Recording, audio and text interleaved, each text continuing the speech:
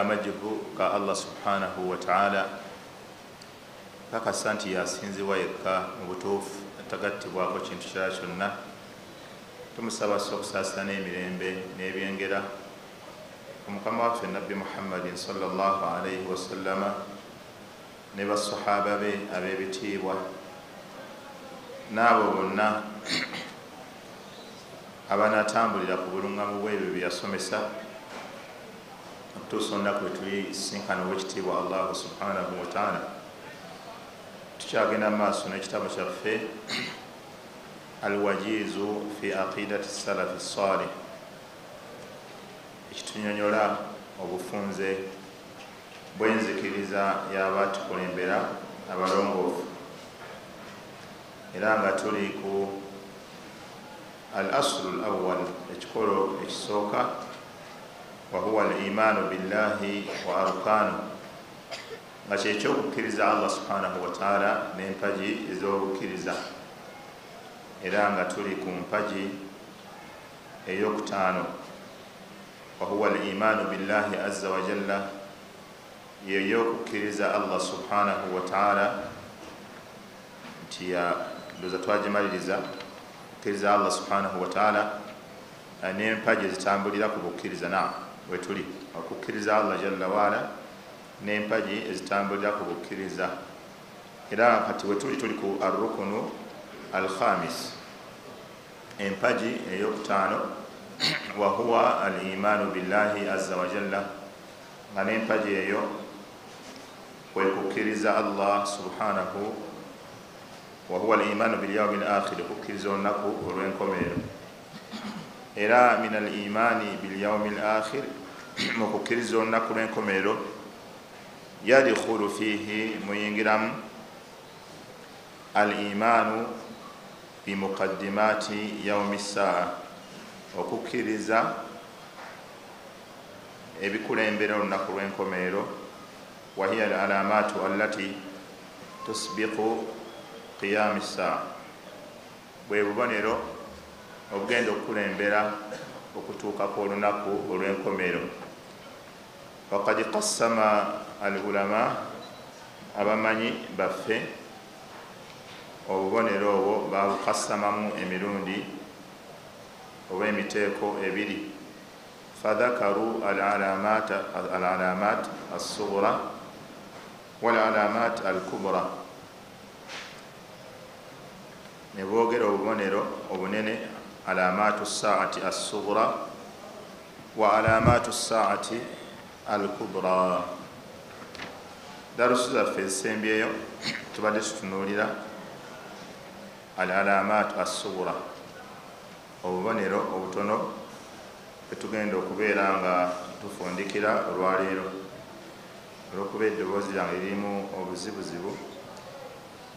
Tusabe Sheikh Fahdi abeere nga atusomera biidhnillahi tabaraka wa ta'ala. Naam.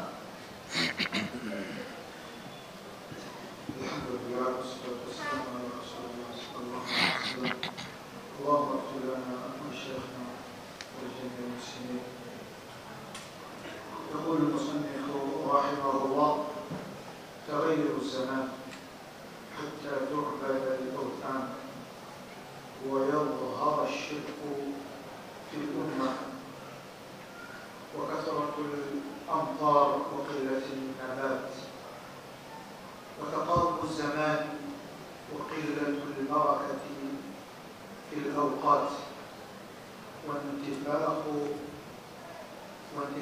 الأهل وانتفاخ الأهلة وكلام السباع والجمادات بالإنس وكلام السباع والجمادات بالإنس وصدق رؤيا الأمين. حصر الماء الفرات عن جبل من ذهب. وما يقع في مدينة رسول الله صلى الله عليه وسلم حيث تنفي الخبث فلا يبقى فيها إلا أتقياء الصالحين. وعودة جزيرة العرب مروجا وأنهارا، وخروج رجل من قحطان يدين له الناس. كثرة الروم وقتالهم للمسلمين، وقتال المسلمين لليهود حتى يقولوا الحجر والشجر يا مسلم هذا يهودي فتعال فاقتل. نعم جزاك الله خير. نعم بارك الله فيك وجزاك الله خير. الشيخ حفظه الله تعالى wano yayogera mu bumu ku bubonero obugenda okulanga nti enkomerero eneetera okutuuka tagayuru azzaman yebiseera okukyuka min haithu okubeera nga omwaka gujja kubeera nga omwezi wakadhalika omwezi gubeere nga usbu wayakunu al-usbu ka al-yawm wayakunu al-yawm ka-saa wahadha maana tagayuru zaman. Enkomerero bweniba eneetera okutuuka obumu ku bubonero obuliranga nti eneetera sayatagayyaru zaman, ensi egenda kukyuka. Fayara nnaasu anna sana kashahar, abantu batandika okulaba nga omwezi gulinga omwaka gubadde nga mwezi. Wayarawuna ashahra kal usbu, ng'engeri ennaku gye zidduka abantu bagenda kutandika okulaba omwezi nga gulinga ogubadde wiiki emu. Wakadhalika al usbu kal yawm, abantu bagenda kulaba nga wiiki lulinga olubadde olunaku olumu. Wakadhalika al yawm kasaa, kadhalika al yawm kasaa, abantu bagenda kutandika okulaba nga olunaku lulinga olubadde essaawa. Era abantu abawangadde ko emyaka ekyo bakiwaako kati obujulizi bwe balaba entambula y'ennaku engeri gye zitambulamu. Emyaka edda abantu balindanga okugwa kw'omwaka nga kitwala obudde, ekisiibo okutuuka ku kisiibo ekirala nga obudde balaba buwambuwa. Wakadhalika ejjuma okutuuka ku jjuma endala nga obudde buwambuwa. Wamma hadhihi al-ayyam, ebiseera bikyuka. Wala yani dhalik, ekyo tekitegeeza nti anna saat satataghayyar, ti essaawa zigenda kukyuka ezibadde 12 zifuuke 6. La, lakin endaba y'abantu n'emikisa okubeera emitono kigenda kuleetera abantu bo bennyini okulaba nga obulamu bwakyuka mu ngeri gye buddukamu. Naye ng'essaawa zisigadde 12, naye ng'oli bye yali akoleramu takyasobola kubeera nga abikoleramu. Wahadha maana tagayyuru az-zaman hatta tu'bada al-awthan, okutuusa amasanamu gatandike okubeera nga gasinzibwa. Al-awthan kullu ma yu'badu min dunillah, buli kyonna ekisinzibwa ekitali Allah bakiyita wathan. Kakibeere kibumbe, kebeere entaana, kagubeere muti, kalibeere ejjinja. Era olaba omubaka sallallahu alaihi wasallama yagamba la taj'alu qabri wathana yu'bad, qabri yange temugifuula wathan yu'bad, ekibumbe oba essanamu erisinzibwa. Kati abantu okusinza ebibumbe, okusinza emiti, okusinza amayinja, kabonero mu bubonero obw'enkomerero, kubanga omubaka sallallahu alaihi wasallama yewe yaviirawo yali amaze okulwanyisa abantu byonna bye baali basinza ebitali Allah tabaraka wa taala. Era ebibumbe bingi mbaka yennyini yabikoona n'omukono gwe n'abijjawo. wakadhalika amasanamu agali mu bitundu ebyenjawulo mbaka alayhi salatu wassalamu yasindika basahaba ne bagenda nga bagamenya. Wal anbiya'u alladhina sabaquhu, ne bannabbi abasooka mbaka alayhi salatu wassalamu tariqa yaabwe yali bwetu we bajjanga nga bajjawo byonna ebisinzibwa ebitali Allah tabaraka wa taala babijjangawo. Mbaka alayhi salatu wassalamu yatuuka n'okulangirira nti eddiini bbiri tezigenda kuddayo kwegatta wano mu jaziratul arab, ng'ategeeza Makka ne Madina, kubanga yali amaze okugjawo byonna abantu bye baali basinza ebitali Allah subhanahu wa taala. Wayadhhara ashirku fil umma, shirki agenda kwongera okweyoleka mu umma ya Muhammad sallallahu alaihi wasallama, kama tarawna dhalika, nga nammwe bwe mukiraba olwaleero. Shirki abunye olwaleero n'abamukubiriza abantu okumukola, bamubambala amakanzu n'amajubba n'ebitambaala, naye nga balaba ebikolwa by'obushiriku tebiina mutawaana. Muntu yenna ayagala okutuuka ewa Allah tabaraka wa taala, enkyanga Allah jalla waala amusiimye ebintu bibiri. Ekisooka kwe kubeera nga yeekwata ku tawhid, wayatajannabu ashirk, neyeewala shirk. Ekyokubiri ayatamassaka bisunna wayatajannabu albid'a, kwekwata ku sunna z'omubaka sallallahu alaihi wasallama neyeewala okuzuula mu ddiini. Ezo ensonga bbiri zokka zizigenda okuyamba abaddu ku lunaku lwa qiyama. Ayatamassaku bitawhid, okwekwata ku tawhid, wajtinaabu ashirki, n'okwewala obushirki, ensonga esooka. Eyokubiri ayatamassaku bisunnati nabiyyi sallallahu alaihi wasallam, okwekwata ku sunna za nabbi, wajtinaabu albid'a, n'okwewala okuzuula mu ddiini. Ezo ensonga zeziyimiddeko okuwona kw'abantu ku nsi ne ku nkomerero, kubanga omuntu bw'ateekwata ku tawhid aba agenda kubeera mushirku, omuntu bw'ateekwata ku sunna aba agenda kubeera muzuuzi mu ddiini. Ate omuntu buli lwagaana okwekwata ku tawhid ne sunna z'omubaka sallallahu alaihi wasallam, ekimwanguyira ennyo kwe kweyunga ku bibinja ebyabaabula, kyekiba kiddirira, kubanga aba talina ghibta, aba talina nsaalwa ku ddiini. Buli lwonna omuntu lwalimu okwekwata ku tawhidi ne sunna ayanguyirwa nnyo okweyunga ku bibinja ebyababuze, kubanga aba talina nsaalwa ku ddiini. Era omusiŋŋaana nga yudafiu anhum, abalwanirira n'okubawolereza. Lwaki? Kubanga tawhidi we tamwesiga, n'engeri gye yeekutte ku sunna alaba si yeeyo.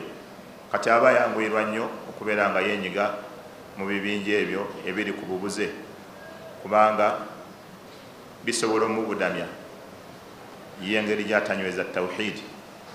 Asobola mangu okubeera nga abirwanirira. Ate omuntu asuubira okubeera ku tawhidi, omuntu asuubira okubeera ku sunna, omuntu asuubira okubeera ku mazima, buli lwonna lwavaayo n'atandika okwogerera ebibinja ebiri ku bubuze, abantu bonna bamusanyukira, abantu bonna ne bamuwa engalo, ne bamuwa amatu. Lwaki? Kubanga ayogera ebibadde tebimusuubirwamu. Kabeere musiraamu wa bulijjo bw'agenda mu kyaki n'atandika okwogera obunyiriri bwa bayibuli, ogenda okulaba abali mu kyaki bamusanyukira. Lwaki? Kubanga byayogedde bikwatagana ne bye baagala. Wakadhalika omuwalimu bw'atandika okwogera ebigambo eby'abantu aba bulijjo ebirwanyisa Quran, ebirwanyisa sunna, ebirwanyisa tawhid, abantu bonna bamusanyukira ne bamwagala, kubanga byayogera bibazzaamu amaanyi. Kati mathala ng'omuwalimu okugamba bawalimu banne nti mmwe muleeta akajanja mu ddiini naye towezaayo na bajjajjaabo basatu emabega abasiraamu. Kati ekyo ekigambo si kwokyogera otya? Ekyo ekigambo muleeta akajanja mu ddiini toweza na bajjajjawo basatu emabega mu ddiini. Ekyo ekigambo seeka bw'okyogera era abantu bakuwa ne takbiira, naye nga seeka ekyo ekigambo kyabayogedde si kituufu era tagwana kyogera kuba seeka bwayimirira ku kituuti baba bamusuubira okwogera ebinyweza eddiini mu bantu, ebinyweza abantu ku tawhidi ku sunna, so si kuzzaamu bantu abatali ku tawhidi maanyi. Kati ogamba nti omuntu aleesa akajanja mu ddiini tawezaayo bajjajjayo basiraamu emabega. Nabbi Ibrahimu taata we yali musiraamu, taata wa Ibrahimu yali musiraamu. Kati Ibrahimu yaleeta akajanja mu ddiini.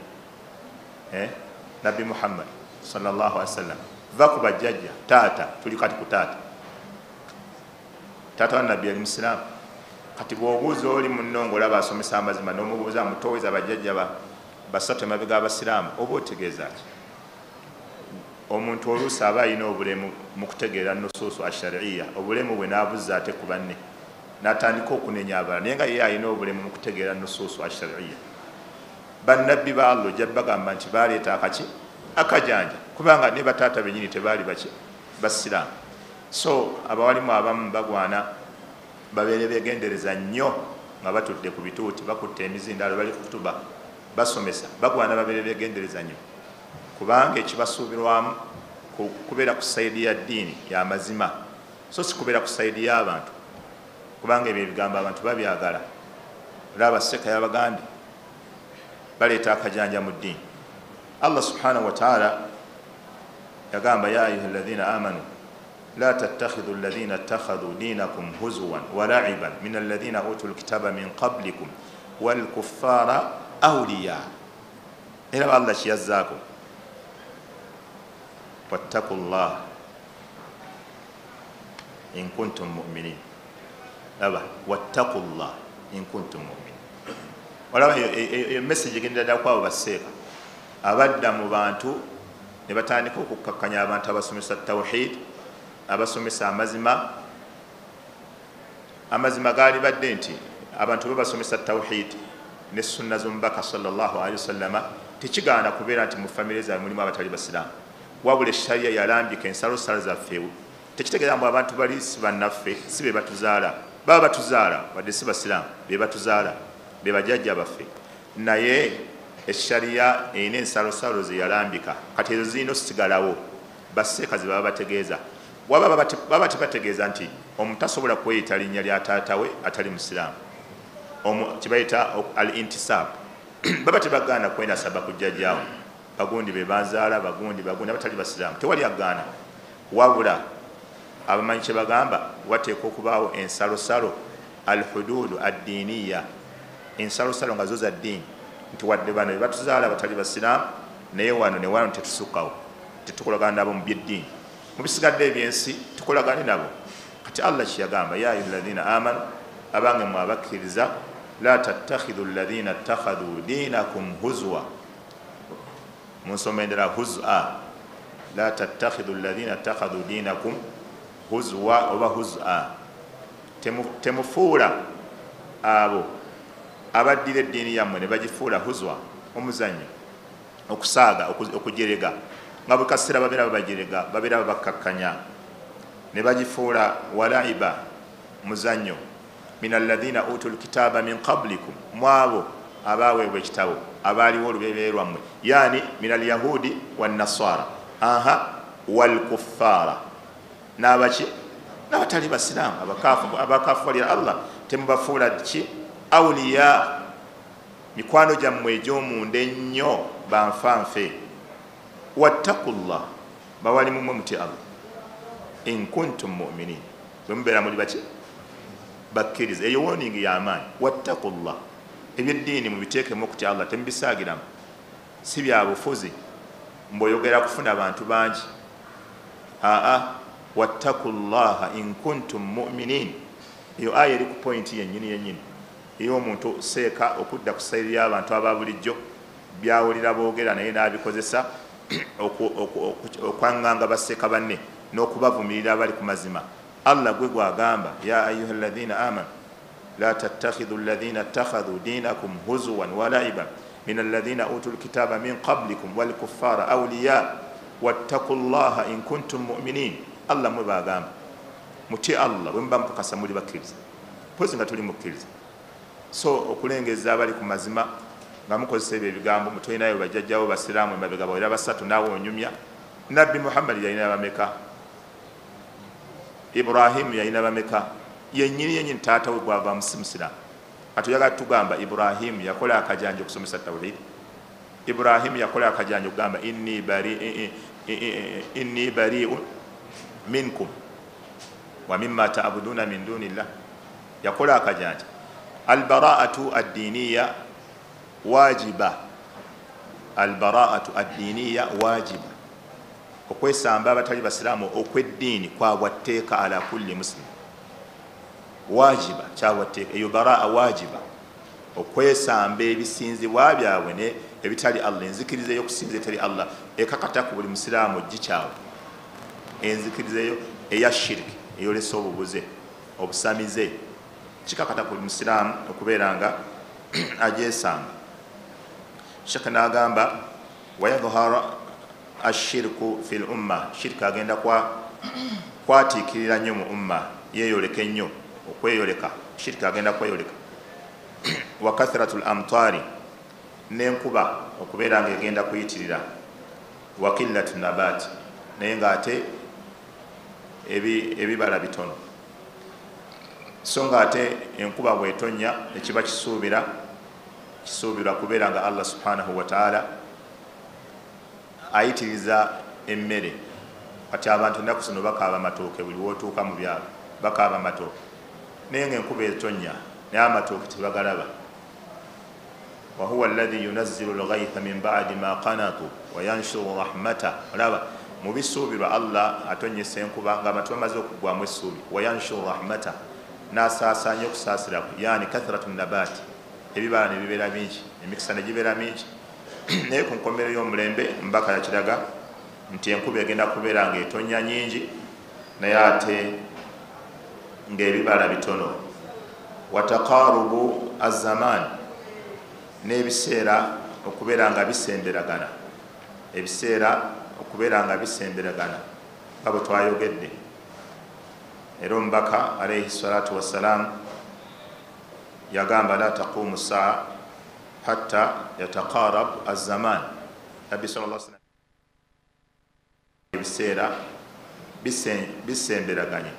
Yushiru taqarubu az-zaman ila shu'uri an-nas bi anna al-waqta yamurru bisur'atin wa anna al-ahdath tatasara'u fi awakhir az-zaman. Ebiseera bigenda kubeera nga ebintu bikyukakyuka buli kaseera. Omubaka sallallahu alaihi wasallama nga bwe yagala taqumu saatu hatta yataqarabu az-zaman. Takunu as-sanatu kash-shahr kama dhakartu wa yakunu ash-shahru kal-jum'a wa takunu al-jum'a kal-yawm wa yakunu al-yawm kas-sa'a wa hakadha. Wa qillatu al-baraka, ku nkomerero y'omulembe wa qillatu al-baraka, emikisa gigenda kendeera. Emikisa gigenda kendeera mu bantu, wakadhalika mu birime, wakadhalika ne mu irimu.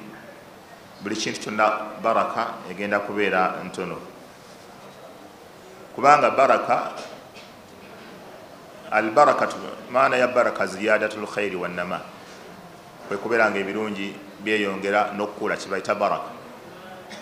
Oba kathratul khairi wa baqa'u, ebintu ebirungi okubanga obiyina mu bungi era nga bisigalawo. Kati enkomerero bw'eri byagenda kutuuka, emikisa gigenda kuggwa mu nsi, kubanga omukisa bwe gubeerawo nga shekhe waffe omu bwe yayogera, shekhe omu ku bakutabaawo b'e Madina, shekhe al-Qasim, yagamba nti fa inna al-baraka taj'alu al-qalila kathira. Omukisa gufuula ekintu ekibadde ekitono ne kifuuka kingi. Omukisa Allah bw'aba agutadde mu kintu, fal-barakatu taj'alu al-qalila kathira, omukisa gufuula ekibadde ekitono ne kifuuka kingi. Omuntu asobola okuba alina ente emu awaka naye ng'agifunyemu baraka. Omuntu asobola okuba alina omwana omu awaka naye ng'asinga abalina 10. Omuntu asobola okuba alina emmotoka emu naye ng'emmotoka eyo esinga alina emmotoka 4. Oli alina emmotoka 4 zimutawaana naye oli alina eki. Falbarakatu taj'alu alqalila kathira. Omukisa gufuula ekitono ti kingi. Era n'agamba wataj'alu alkathira albarakatu la takunu fi qalilin illa kanjoge nasab gundi kigambo albarakatu la takunu fi qalilin illa kathratuhu wala fil kathiri illa nafa'atuhu. Omukisa tegusobola kubeera mu kintu nga kitono okujjako nga kingi wala. Wala fi kathirin illa nafa'atuhu. Era omukisa tegusobola kubeera mu kintu nga kingi okujjako nga kigasa kifuuka kya mugaso ne kigasa. Wa nafa'atu wala fi kathiri illa nafa'atuhu wa yadhharu atharuha. Omukisa bwe gubeera mu kintu nga kitono kingi wala nga bwe mbagambye. Ate ekingi gukola ki? Nafa'atu gukifuula ekyomugaso. Wa baqiya atharuhu au atharaha, n'obuufu bwakyo ne busigalawo. Omuntu asobola okubeera nga alina ekintu kingi naye nga tekigasa. Lwaki? Limahwi albaraka. Omukisa tegukola ki? Tegulimba. Naye nga oli alina kingi, alina abaana bangi, alina essente nyingi naye tezigasa. Ne atharu obuufu tebulabika. Ng'obuufu bwa ssente tebulabikako. Kiki yagamba nti albarakatu la takunu fi qalilin illa kathratuhu wala fi kathirin illa nafa'atuhu wa yadhharu au wa baqiya atharuhu au atharuha.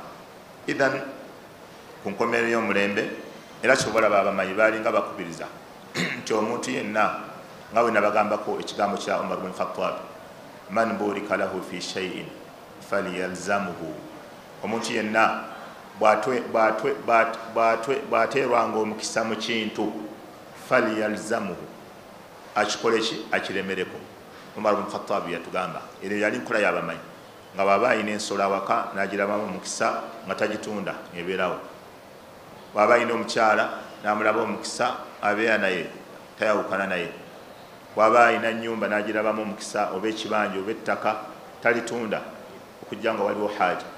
Ogubeera mulimu byasobola okubeera alina akalimu katono naye nga Allah yakateekamu baraka. Akalimu ako akalazame takavaako, kubanga okuva ku mirimu n'ova ku guno n'ogenda guli n'ogenda guli ojja gwa mbizibu okeere ng'okaaba nga neze wali ofuna wali tukyasobola zifuna. Kati so eyali nkola y'abamanyi nga bw'abaako akalimu konna Allah kamuteereddemu baraka, akakola ki? Akanyweza n'akabeerako n'akalemerako. Ogana dokita yangamba omu ku bagagga b'e Kampala yawulira ekigambo ekyo naga sheekhe kino kyayogedde ekituufu. Bano ba Hussein Mandela naga ekyo sheekhe kyayogedde ekituufu ekyo. Kibola bo tebava mu mafuta na mmere tebabita naye bakola ebirala awo basigalawo tebavaawo awo ku mafuta gaabwe awo ne kajjavaazi kaabwe tebakata. Kati baraka esobola okubeera eri abo baagiraba.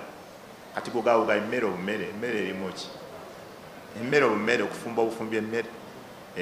Buli muntu gyafumba waka naye abantu bagirekawo wali ne bagiri ewaabwe nti abantu bagaggawalira mu mmere nga namwe mugifumba buli lunaku. Naye bali lwaki bagigaggawalira? Gwe tofumba mmere wamu ofumba naye ate oli mugagga, oyo mugagga ajja sene mu mmere oyo wagalumye ate gwe tozijja mu mmere, si bwe kiri? Kati Allah baraka mu mmere, just mmere. Emmere gye mukera ali ne mugula wali mu katale we mugula n'oyo wabeera ng'agula ebirungo ebyo awo mubigula wamu. Kati ye n'atunda essowaani y'emmere emitwalo 46 era ne bagirya. Mmere bumere. Gwe tewawasa mukazi afumbe, ono yakawasyo, ono yajja awase n'ono bawasa abakazi bafumbe naye mwagaggawadde olw'okuba abakazi bafumbe tebagaggawadde tebagaggawa naye bawasiza abakazi babayambe ku kufumba. Kati baraka ebeera bubezi mu kintu. Allah bw'akuwa baraka mu kintu kola ki? Nyweza. kuba ku nkomerero omulembe gwena kukyuka baraka egenda kubeera nga eggwa mu bintu. Waqilatul barakati fil awqat, emukisa gugenda kugwa mu biseera amakulu. Omuntu anoonye byakoledde mu kiseera nga tebisoboka, tabirabawo. Olunaku lulamba wiiki byakoleddemu nga tewali. Kibula bagamba nti Imaamu Shafii yali asobola okusoma n'amalako Qur'ani emirundi 6 mu Ramadhan. Ne bagamba kyali tekisoboka ab'omulembe guno, ne bagamba nti baali bakisobola bo kubanga ebiseera byabwe byalimu omukisa. Baali bakisobola, ebiseera byabwe byalimu omukisa. Kati ffe ebiseera ebyaffe ebitututte bingi, baraka ne ziggwawo. Kati Sheikh waffe bamuyita Muhammad Nasiru As-Suhaibani yalinga atugamba nti ejjuzu omuntu oyagala ogisoma gisome mu dakiika 3. Ejjuzu oba oyagala ogisoma gisome mu dakiika 3. Kakati ejjuzu olunaku tulina essaawa meka? 24 si bwe kiri? Kakati ejjuzu erina empapula 10 si bwe kiri? Kakati eddakiika 30 za jjuzu eki emu. Essaawa emu kitegeeza olinamu ejjuzu meka? 2. Essaawa 6 oba olinamu ejjuzu zo meka? 12. Kati ne bw'okomaawo katazaawaabwe ziri ezisigadde n'ozikozesa oba tomazeeko olunaku oba toluyiseemu bulungi, naye ani ayinza ozisoma? Ani ayinza ozisoma ezo? Obulaadi abantu babusomera ku madaala abakkirira. Obulaadi singa omuntu asigalawo kale oluvannyuma lw'esswala n'asomayo ejjuzu emu, kitegeeza ku swala 5 aba asobola okusoma ejjuzu meka? 5. Naye ani asigalawo nga atudde ng'asoma ejjuzu? Tewali. Obudde bubagoba, jaamu abagoba, ludda awaka, batandika amasuuliya g'awaka, n'obudde obwebaka, misinde. Kati baraka zakendeera mu biseera, omukisa gwakendeera mu biseera. Mu bubonero bwa kiyama wa ntifaahu al ahilla, bwe mwezi okubeera nga abantu bagenda gulaba nga munene naye nga gwa lunaku lumu. Omwezi okubeera nga gweyoleka mu lunaku lumu nga munene ng'abantu bagulaba. Kubanga mirembe egyasooka abantu baali tebasobola kulaba mwezi bisura, naye enkomerero bw'eri begenda kutuuka abantu bagenda kulaba ng'omwezi nga bagamba gwa nnaku ezo oba 3. Ng'olutunulayo bweti omwezi gwakaboneka nga bagulaba. Intifaahu al ahilla, yani satadhaharu kabira wakaannaha limuddati yaumain. Omwezi gugenda kweyoleka nga munene nga gulinga ogw'ennaku emmeka? 2. Era kati kyeyoleka basobola okugulabisa ebyuma, tekiriyo ne bagulaba ne bagukuba buli omu n'agula, naye nga gwa lunaku ogwo. Era abamu ne bakayana ne baga baleka batusiibisa leeti gwali gwaboneka dda. Nabbi yakyogera kajja kuba kabonero mu bubonero bwa kiyama, omwezi okuba nga gusobola okuba nga gugejja ne gulabika nga gwa lunaku olwo naye nga gulinga gwa nnaku mmeka? Gulinga gwa nnaku 2. Era weekiri olwaleero. Wakadhalika wa kalaamu sibai waljamaadaati lil insi. Wa kalaamu siba, ebisolo bigenda kwogera n'abantu. Asiba nga bw'olaba empologoma, emisege bigenda kwogera nga n'abantu. Kalaamu insi, ebigambo byennyini omuntu byawulira ng'ensolo eyogera n'omuntu.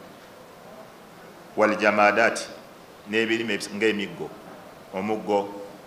Wano abamanyi baali banyonyola waljamaadaati lil insi, bagamba omuggo gw'omuntu gwali batambula nagwo gugenda kwogera, gugenda kumubuulira. Wakadhalika baleeta n'ebisambi bagamba ebisambi by'omuntu bigenda kumubuulira mukyala we bye yakoze nga taliiwo, ekisambi kyo kyogere kikubuulire. Omuggo omuntu gwali bakutte, ababyanguya ne bagamba ze essimu, kati babyanguya nga essimu size essimu. Muggo jamadaati byebintu nga bwolaba omuggo, enduli z'emiti, ebyo bwe bityo, emidde ebyo, emiti ebyo bigenda kwogera. Ngaomuntu akutta omuggo gwe gwogere, kumubuulira ekiri awaka abantu be kye bakoze. Ababivunulamu amangu bagamba nti yeki yessimu, naye nabbi yali tategeeza ssimu. Essimu teyingira mu jamadaati, teri mbino byebalima. Kiraba emiti kigenda kwogera, n'ebisambi, ekisambi ky'omusajja kigenda sobola okumubuulira ebyabadde awakaawe nga taliiwo, mukyala bye yakoze kyogere. Nga kabonero mubonero bw'enkomerero, ate si kanene ako, kali mu butono ako, tolowooza mbu kali mu bunene, ako kakyali mu butono, ng'okugulu kwo kusobola okubuulira. Tebwobadde toliiwo nno munnange.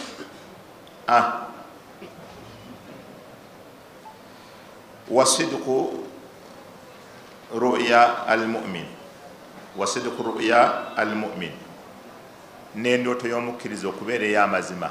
Ekyo Allah subhanahu wa ta'ala agenda kibakolera ziyadatan fi imanihim wa taqririhim lima hum fihi min al-ghurba. Ekyo Allah subhanahu wa ta'ala agenda kibakolera abakkiriza bwe balisigala abatono nga bali mu guruba, ng'abantu bonna tebabaagala, babalaba nga abakajanja.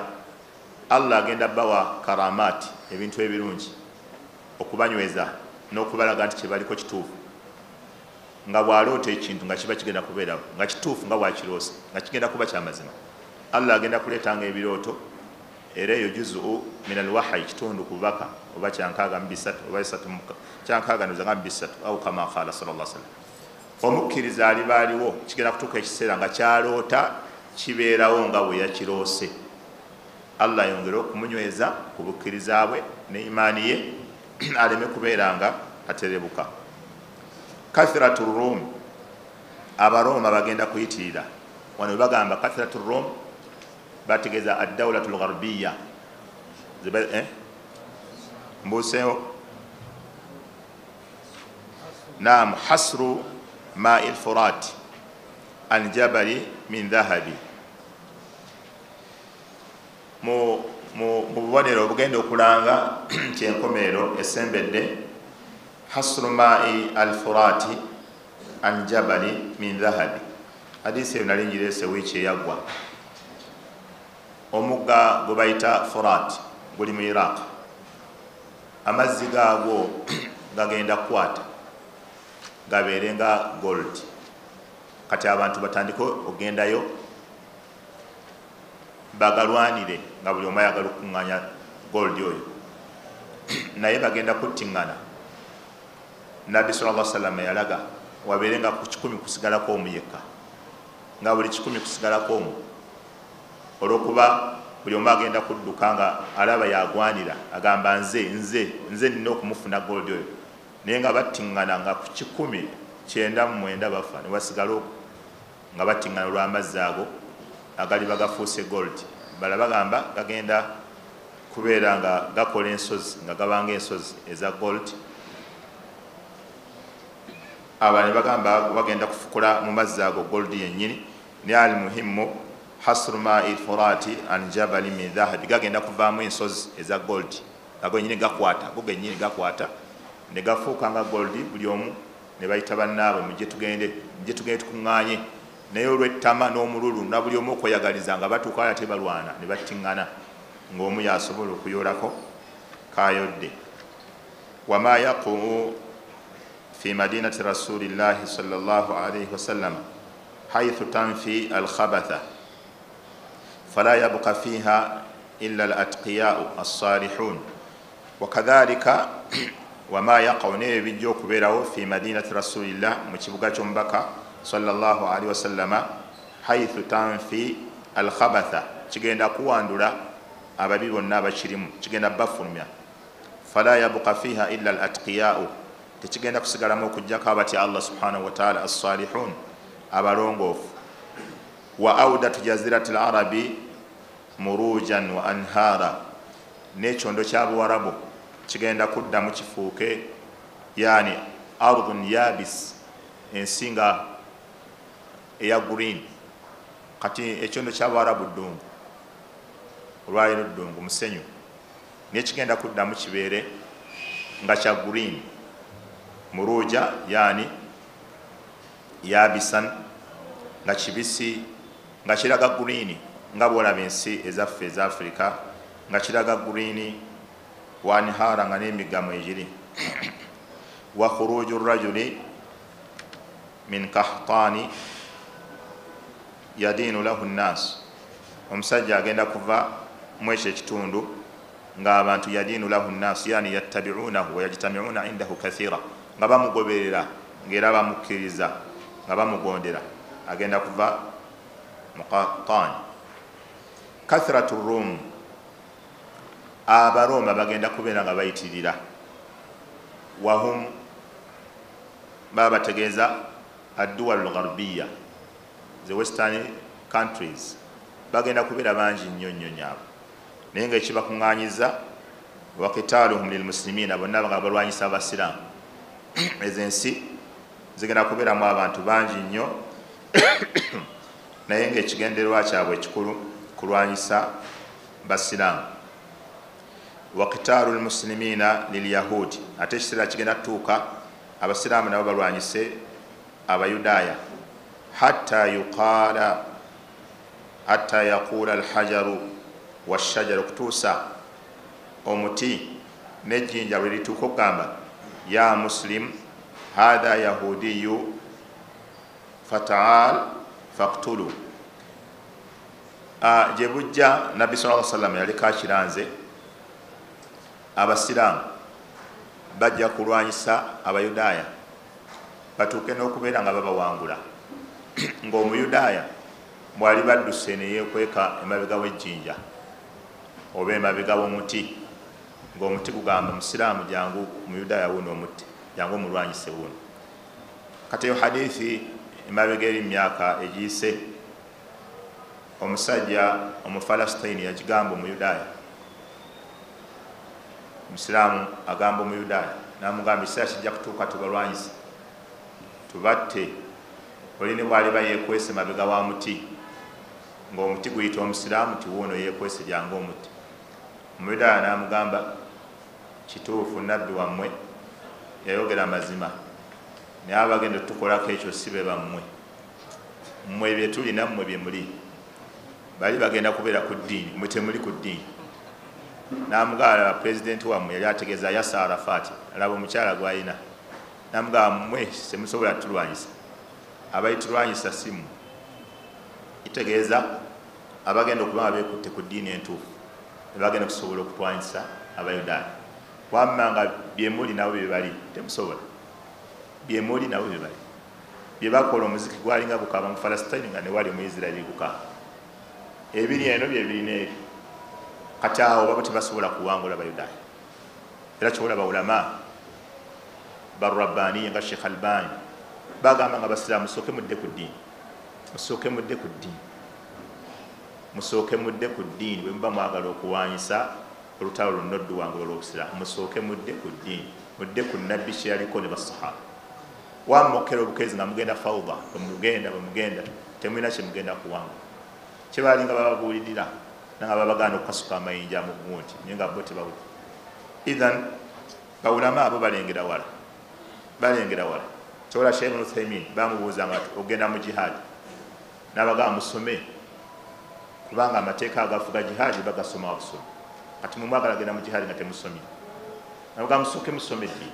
Abo bawulama abayimiriddeko okwesimba kwa umma n'okuwona kwa umma, so si bano bahizbiyiina. Bawulama abo ababeera ku mitimbagano abarawwaja abantu anil khuruj buli kaseera, fulume, abo si bawulama, si bawulama.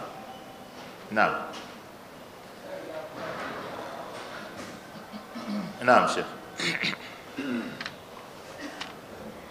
قال رحمه الله وفتح الروم كما فتحت القسطنطينية إلى غير ذلك من علامات الساعة الصغرى الثابتة في الحديث النبوي الصحيحة. نعم ممكن نقف هنا. نعم الشيخ yamaliriza obubonero obw'enkomerero obutono n'agamba wa fathu Roma ne Roma egenda kuddamu eggulwewo amakulu ezo zonna zinensi ezo bwezityo zigenda kuddamu zibeere wansi w'obusiraamu kama futihat al-Qustantiniya. Qustantiniya olwaleero we wali Istanbul ettake ekyo kyali kibuga nga kitwala empire yonna ey'Abaroma kyaggulwawo ku mulembe ogwa Dawlat Uthmaniya mu mwaka nga 1253 miladi. Mu gwaffe ogw'obusiraamu gwali 857 hijiriya 857 hijiriya baggulawo Qustantiniya olwalira wali Istanbul nga kyekyali ekibuga ekikulu ennyo era yali marukazi ennene ennyo etwala dawlatu eyo. Ila ghairi dhalika n'obubonero obulala bungi sheekhe bw'atayogedde min alamati saati as-sughra nga nabwo bugwa mu bubonero obw'enkomerero obutono athabita obuliko obujulizi obunywevu fi al-ahadithi an-nabawiyya as-sahiha okuva ku ahadisi z'omubaka Muhammadi sallallahu alayhi wa sallama entuufu. هذا والله أعلم وصلى الله وسلم وبارك على نبينا محمد وعلى آله وصحبه أجمعين والحمد لله رب العالمين.